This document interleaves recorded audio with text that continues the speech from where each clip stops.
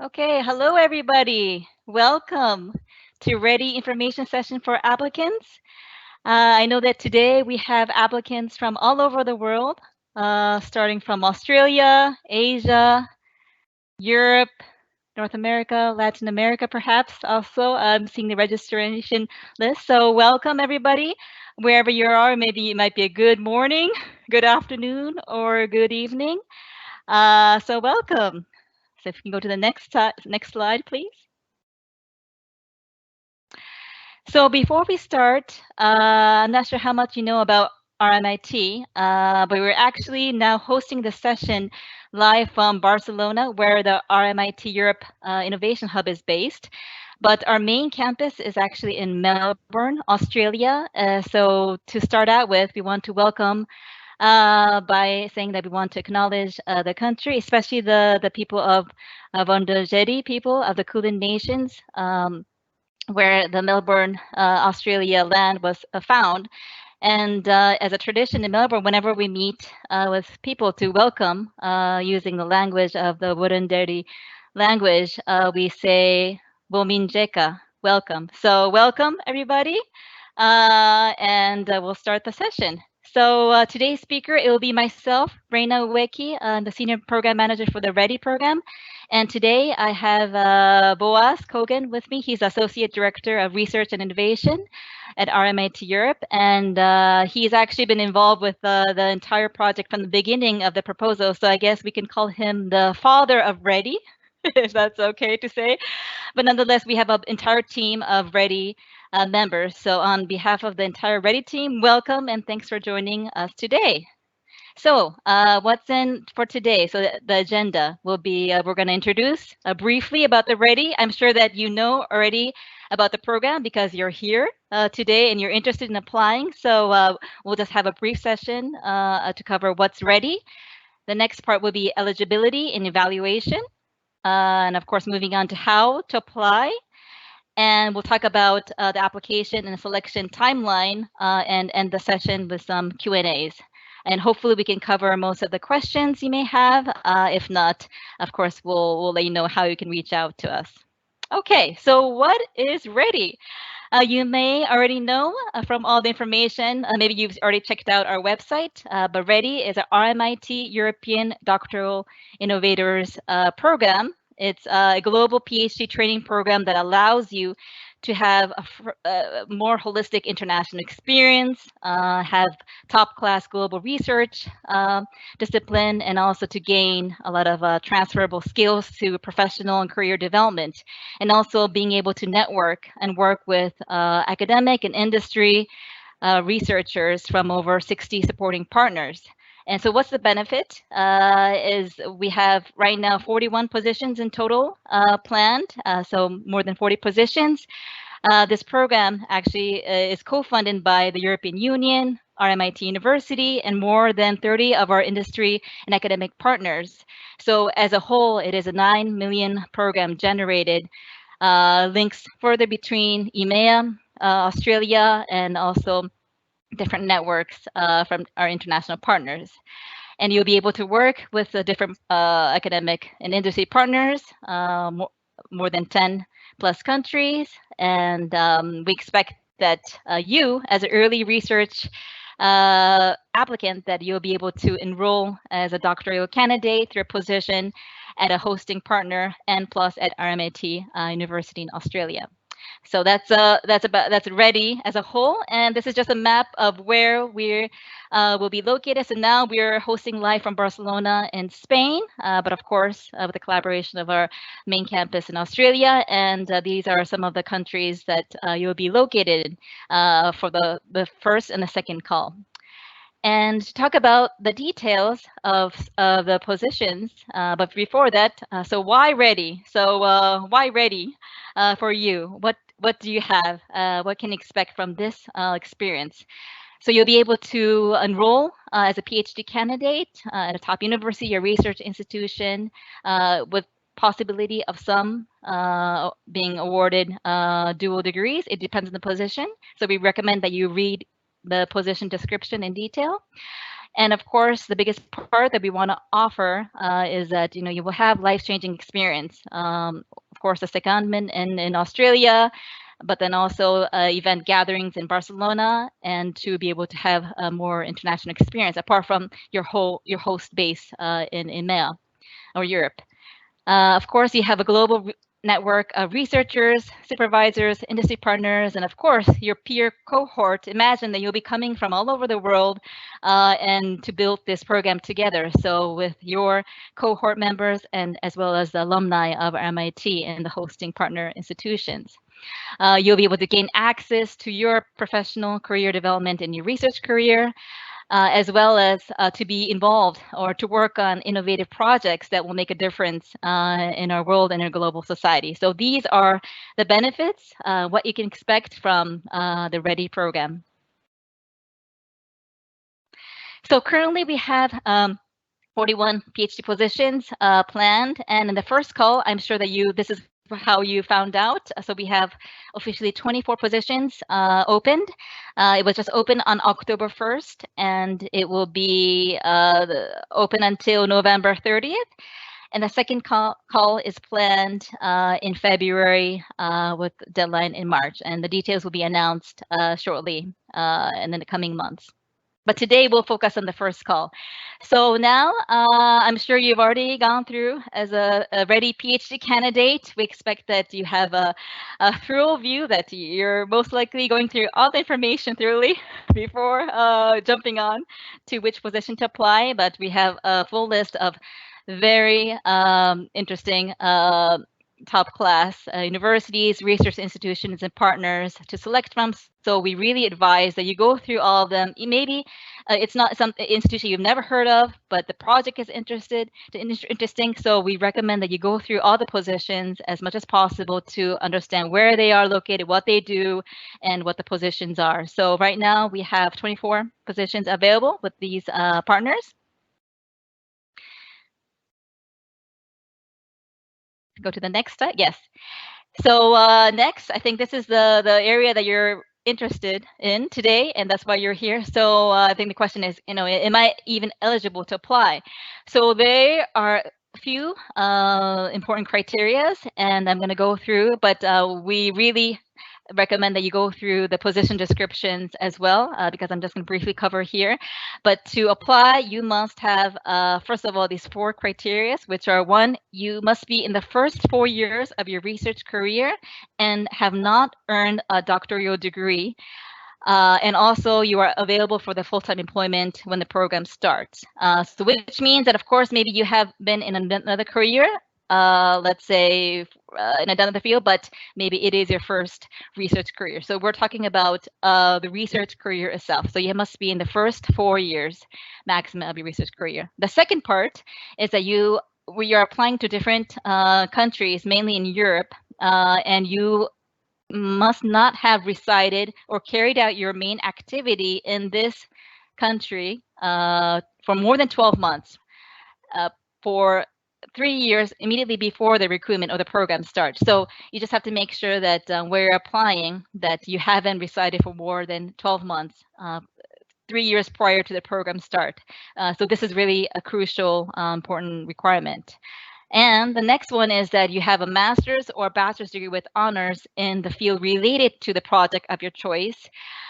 And this will be evaluated. I'll go through some details later, but this is another criteria. And you have the English language proficiency, which is equivalent to C1, which I'll discuss a little bit later. So these are the main 4 criteria that you must meet in order to apply. This is the REDI eligibility criteria that you have to apply, you have to meet in order to apply. And following in the next slide, actually, we have also some requirements that you must meet in terms of the RMIT admissions, but also the host partner institution admissions.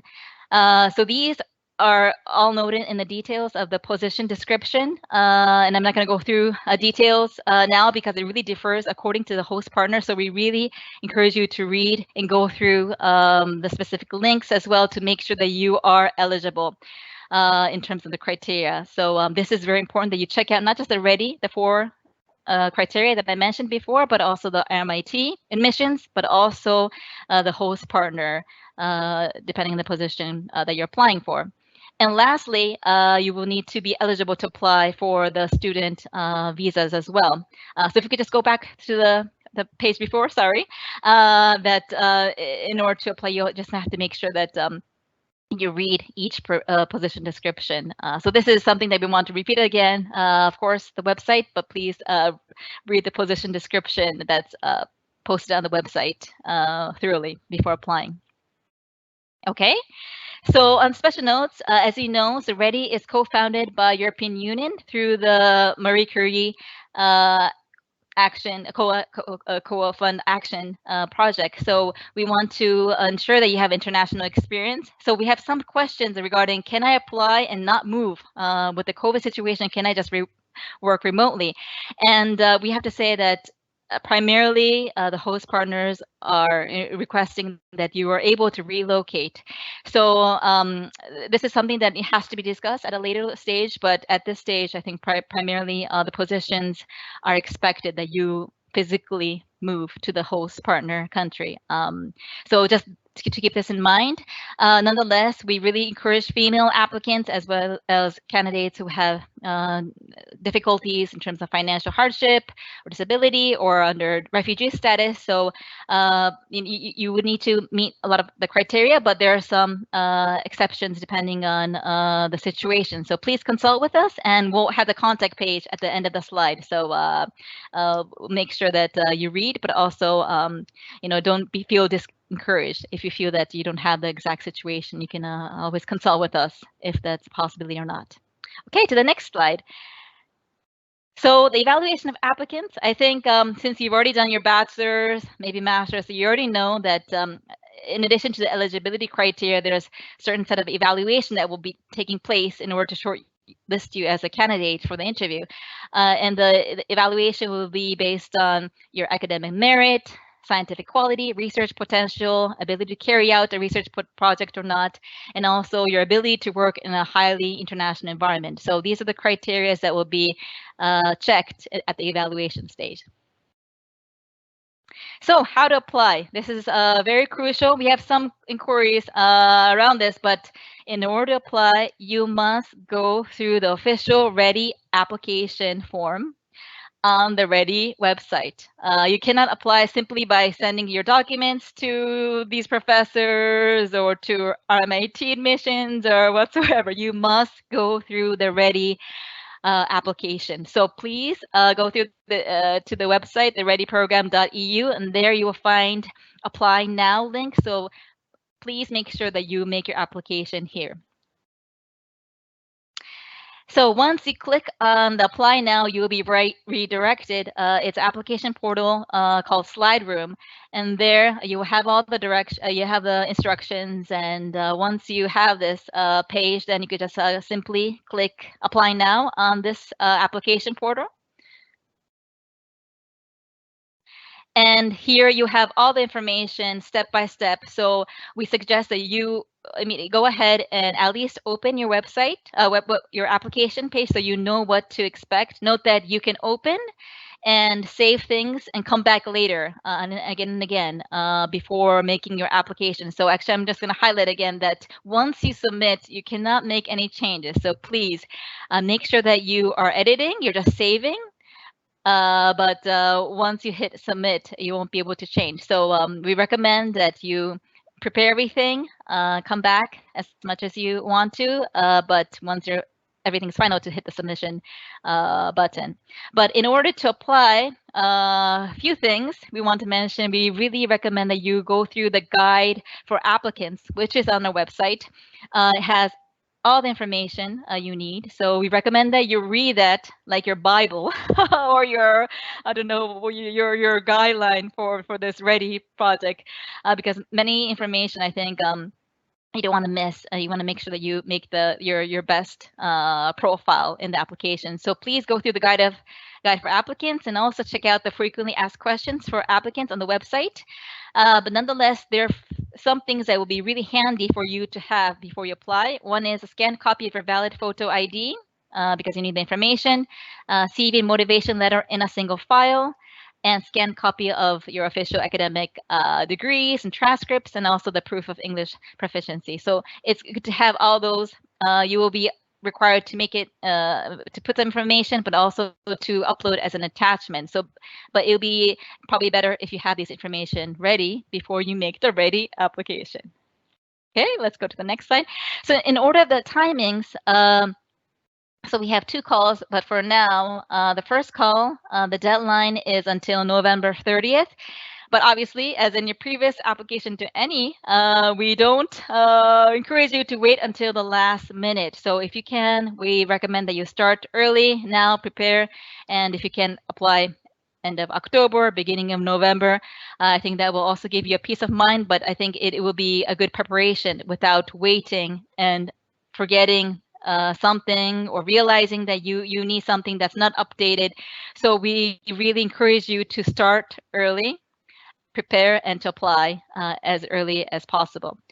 And in terms of the process, what will happen is that once you submit your application, you will go through eligibility check. We will proceed with this on a rolling basis. So during November, December, depending on when you apply. So of course, the earlier you apply, the earlier you would have an answer, most likely on your eligibility check. This is just to ensure that you have, especially the 4 criteria that I mentioned at the beginning for the REDI, to see that if you're eligible on a basic level or not.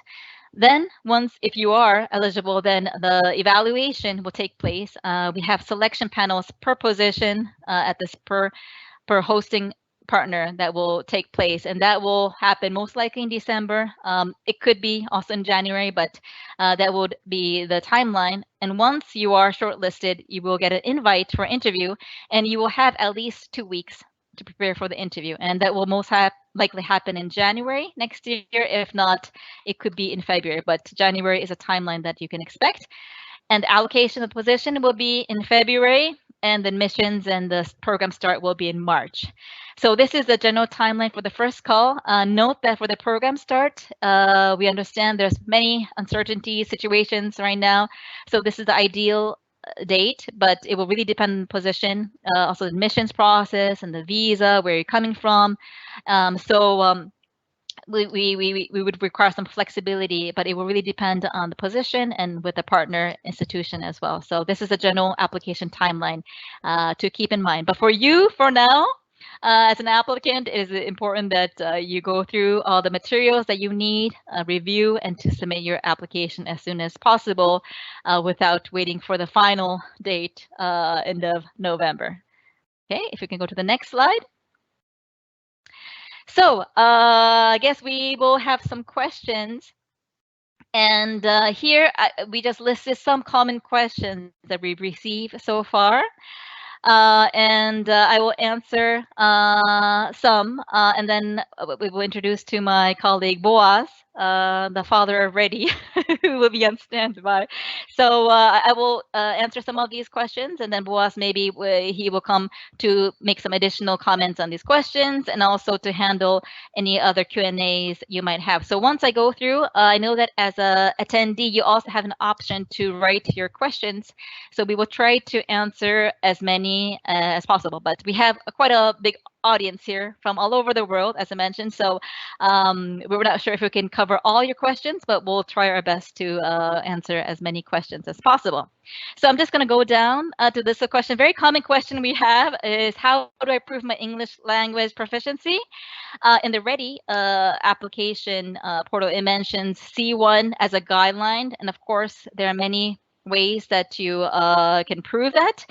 So what we really, the more thing is that really depends on the RMIT and the host partner admissions requirement as well. So I can't give a definite answer here because it will be checked during the eligibility check against the positions that you're applying for. So as a general rule, of course, if you want to go through the RMIT and a host partner admissions requirement, you will have a set of requirements. If your English is not your first language, obviously there's TOEFL and other general test scores out there, and there are some guidelines on what the C1 level equivalent will be.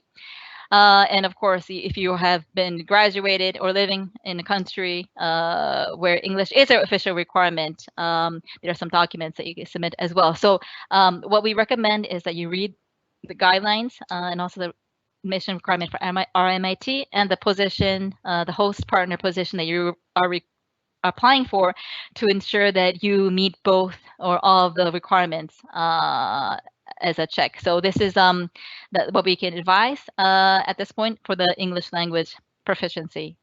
And our second question is, I'm still completing my current program and I'm graduating, let's say after the application date in December, January, March, so on. Can I still apply?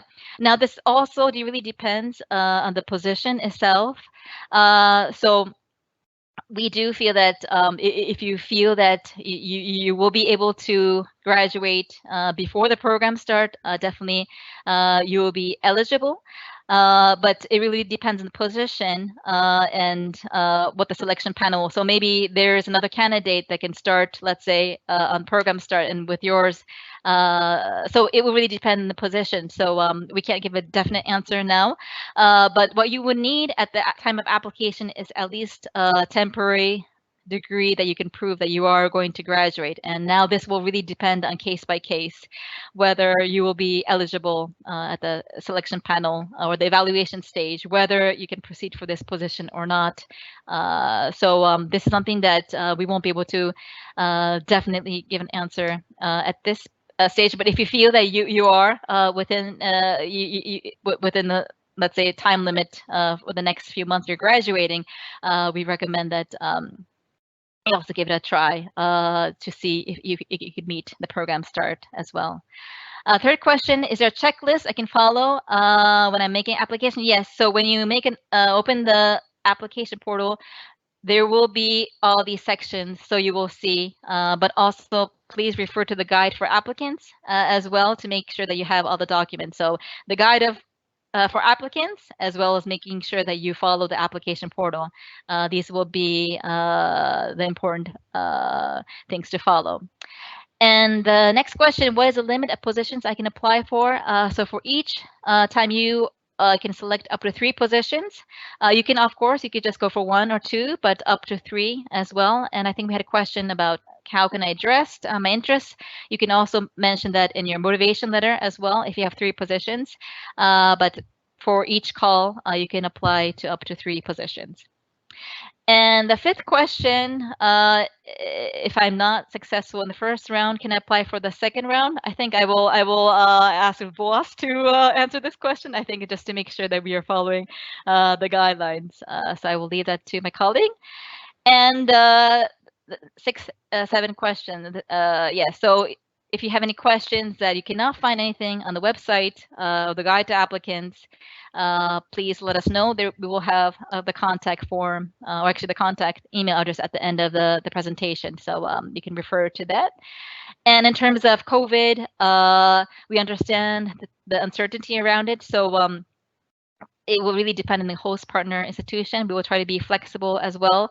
But at the end, as I mentioned, ideally, the candidate should be able to relocate to the designated country next year. So that has to be discussed. But of course, we understand the COVID situation, and we will work with you and the partner institution to find the best solution. So that's it from my side. So I will hand over the questions to Boas now. Thanks very much, Raina. Fantastic presentation of the whole program. Hi, everyone. So as Raina mentioned, my name is Boas Kogon, and I work also at RMIT Europe, based in Barcelona, and have been involved with the program from the very beginning. So hopefully we can answer most of your questions. Those that we can't, we will endeavour to answer to you as follow-up. So please do make sure, if we haven't answered all your questions, then reach out to us. As Raina said, we have a contact form on the website and the email. Just send that through to us and we'll do our best to get back to you.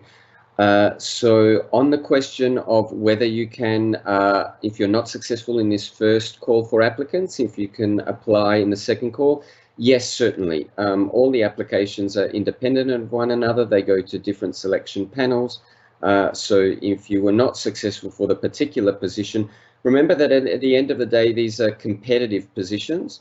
So I would just say that it depends on the reason for you being not successful. If you were not successful because your application was rejected in, let's say, the administrative phase because you didn't meet some minimum requirements, let's say English language, etc., then you would need to make sure that you have amended that issue before you apply for the second round. So for instance, if you didn't quite meet the English qualifications, then, you know, make sure you take a test or have whatever remedial measure you need or perhaps it might be that you hadn't quite completed your studies, but by the second round, your studies have completed and you now have your final academic transcript with all your marks. So then you would then be eligible for the second round. So it really depends on why you weren't successful in the first round. But we would encourage you to, if you were not successful in the first round, to look and see if you are eligible, then certainly apply in the second round. Now, there's been quite a few questions in the chat, so I'll just go. I've been trying to answer some of them in writing, but I will just make comments to them. One of the questions was, you know, if someone's finished their master's degree a number of years ago, if 4 years have passed, is that too long? Be careful in reading the wording of the requirements. So the wording of the requirement is that you must be within the first 4 years of your research career. What they don't want to do is enroll as a doctoral student someone who's already been doing a lot of research. So it really depends what you've been doing since you graduated. If you graduated and you've been working an ordinary job and you're not doing research in a research institution, then you are still essentially have just done the first a year or 2 years of research, depending how long your master's was. So you might have only accumulated 2 years in your research career. That means you are still eligible to apply. So it's not how long ago you did your master's degree, it's how long you have been doing research. Again, I think if you're unsure of those sorts of things, we would encourage you to put in the application and then we can evaluate it. I will say this as a general comment because we are getting a lot of queries by email of people telling us in a very short email their situation and then asking, are we eligible, am I eligible or not? We're not going to tell you definitively that you're not eligible just on a little bit of information in the email because we don't really have the full picture of you. We don't understand necessarily exactly which degree you're in, what sort of degree you're in. Degrees are different country to country, so, you know, we really actually need to see your full profile to be able to say you're eligible or not eligible. All we can do is try and clarify the rules for you as we're doing now in terms of, for instance, the definition of what does 4 years of research mean. There is, in terms of having finished the degree, there's also a lot of questions around that. Please understand what the evaluation panels need to consider when they're making their assessment and comparing you with other candidates. If you do not yet have your final marks for your final courses, then it's very difficult for the evaluation panel to really say, A, if you meet the minimal eligibility requirements for the degree entry, and B, how you compare to other students that have got a full transcript. So bear in mind that sometimes there is a difference between you having completed your last exams and having your final marks and being awarded a degree. You don't necessarily need to have the official degree certificate, but what we do need to see is the full transcript. So you do need to have taken your final exams and be able to submit your full transcript. Otherwise, we cannot properly assess you and the evaluators on the panel cannot properly assess you. Further questions. The length of the program. So the whole REDI program will run, we have launched the call for applicants now. The program will officially kick off. In other words, the earliest that anyone can start their PhD is March next year, March 2022. And the program will run as a whole for 5 years. But obviously people are going to start at different times. So it's more your individual project, how long that takes. So all doctoral degrees in REDI are a minimum of 3 years. So you receive, you will have to undertake a minimum of 3 years of research in order to qualify for your doctoral degree. But we do allow, and there is funding for you to be contracted up to 4 years if that's needed. So obviously some people, depending on how their experimentation goes or the different sorts of internships and secondments that you might undertake during your program, you might need to take a bit of a break. As we've said, we're encouraging and supporting different people from different backgrounds and different family situations. So you might have an illness break or a family break if you have children, etc. So the program is meant to allow you to take a pause if that's needed and still come back and work up to 4 years to complete your degree. But it is a minimum of 3 years in order to qualify to get the PhD, and then there's funding for up to 4 years for all the positions within the program. Can you submit more than one application? So you can only submit one application in this process, but within that one application, you can nominate up to three positions. So just the one application, but you can nominate 3 different positions, and those 3 different positions can be with the same hosting partner, or they can be from different hosting partners. It's completely free.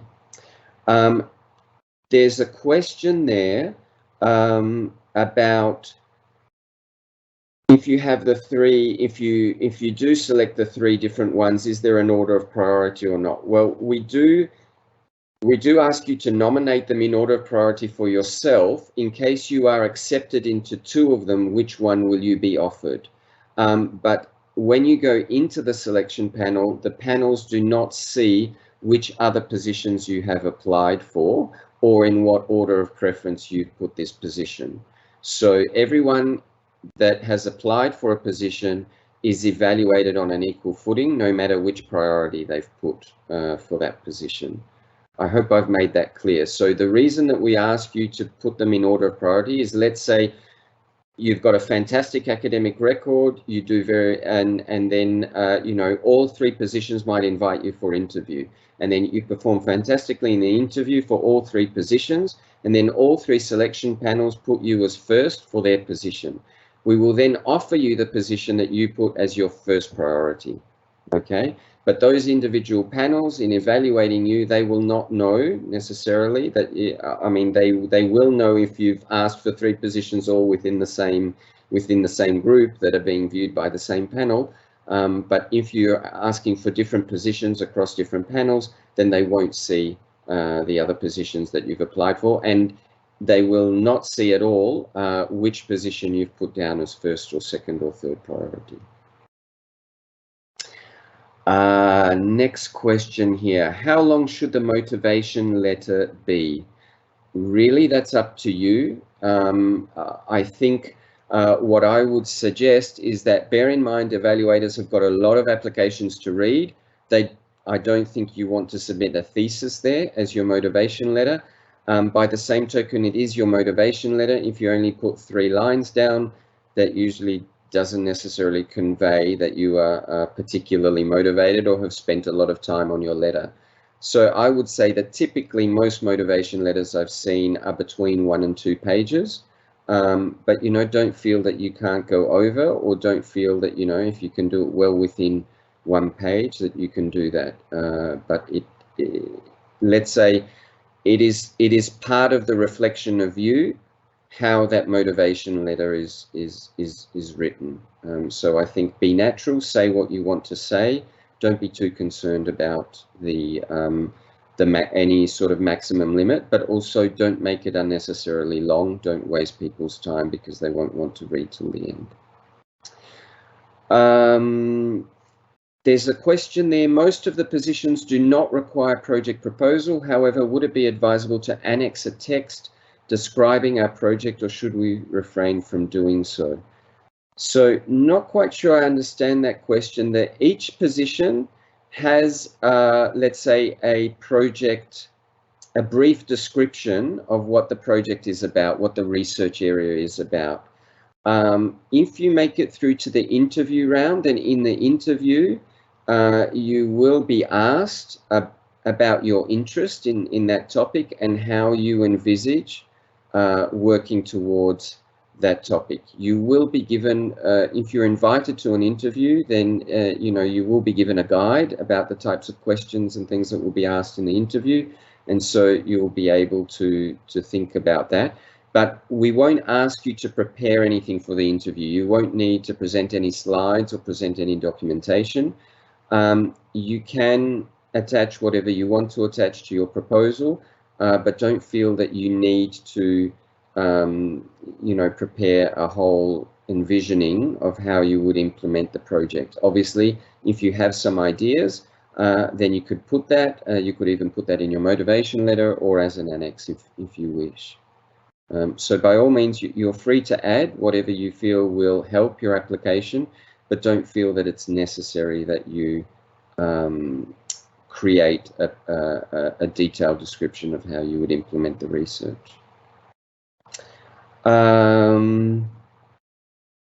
So there's another question here from someone who has the final results for the master's but no graduation certificate. Yes, by all means, if you have your final results, as mentioned before, but not yet the certificate, do apply. Just be aware that if you are successful and are offered a place, that place will be conditional on you getting those graduation certificates, right? So we can certainly evaluate you on the premise that if you've got good marks, then you should graduate. But if something happens and you don't, or that certificate does not materialize, then you will be ineligible to take up the place if it's offered to you.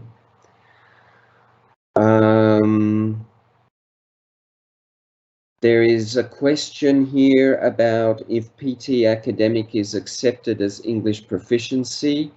I don't know off the top of my head. I think you need to go to our websites and check. There will be, in the position description that you're applying for, there will be a link to both the RMIT requirements, entry requirements, and the hosting institution entry requirements. And they may be slightly different. You need to meet both of them because you need to be able to enroll in the degrees or be contracted in both entities. So I can't directly answer that. You need to go and look at the specific requirements that are given there. If you find that those requirements are listed are a little bit vague or don't give you a direct answer, then please write to us, and then we can forward that query internally to the admissions officers of the institutions involved and double check with them. Okay. Another question, are the 41 vacancies independent? If there are 3 different projects, can there be 3 candidates? Okay, so it doesn't go by university, it goes by position. And I know that's a little bit complex to understand from outside the program, but some universities are offering multiple positions. And for each position, there are 3 alternate projects available. So for those 3 alternate projects, there will only be 1 candidate selected, which will fill the position. So I can give you an example. We have, I think there is, in this first round, there is the Architecture Studio, 5th Studio in England that's offering 1 position, and there are 3 different potential projects offered.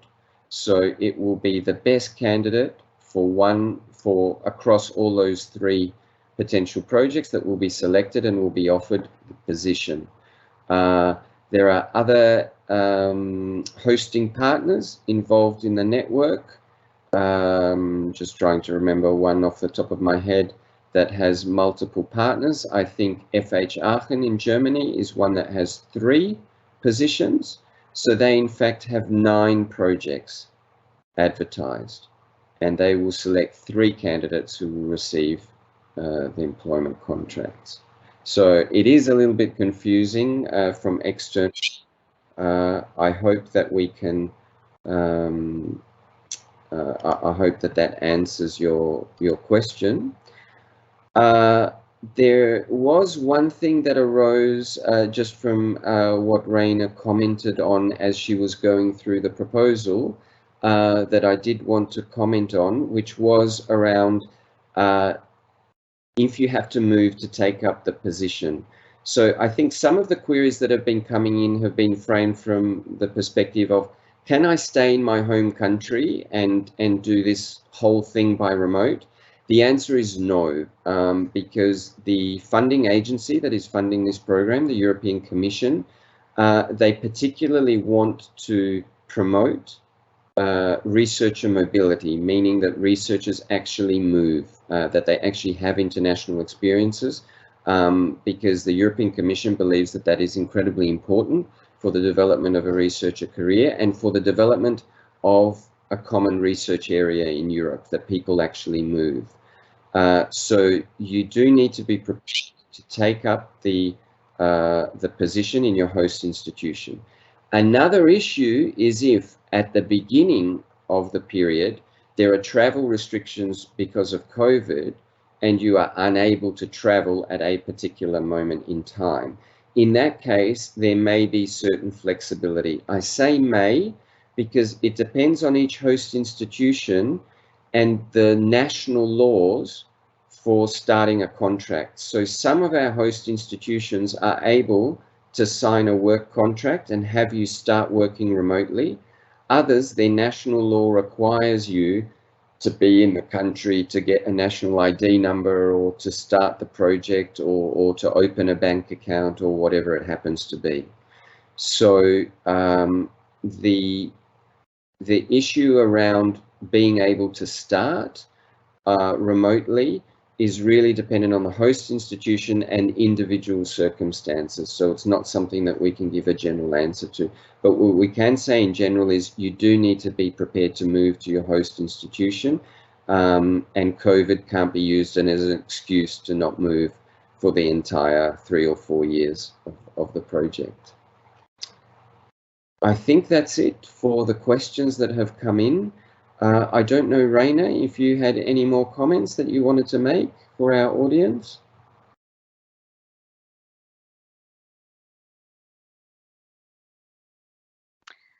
I think that's about it for today. And I know that for all the applicants, you might start thinking about this, and as you go through the process, you might have further questions. So don't worry, there's still time, and be sure to reach out to us at redi.help@rmit.edu.au. It's on our website, but once again, I think we hope that today's session was a useful guideline for you to start preparing and looking into the positions into details. So yeah, we recommend that once again that you read the position descriptions and details, as Bo was saying, to reach out to all the links to make sure that you qualify, especially around the English language proficiency, and those candidates that mentioned that I'm still in the process of graduating, I don't have the award, but yeah, to make sure that you go through the information as much as possible, and we hope that today's information session was useful to supplement all the information that's on the website and the guide for applicants. So thank you again for joining today's session. We hope that it was useful for you, and we very much look forward to receiving your application soon, and to along the way to welcome you into the REDI program in the near future next year in 2022. So once again, thank you for everybody for joining.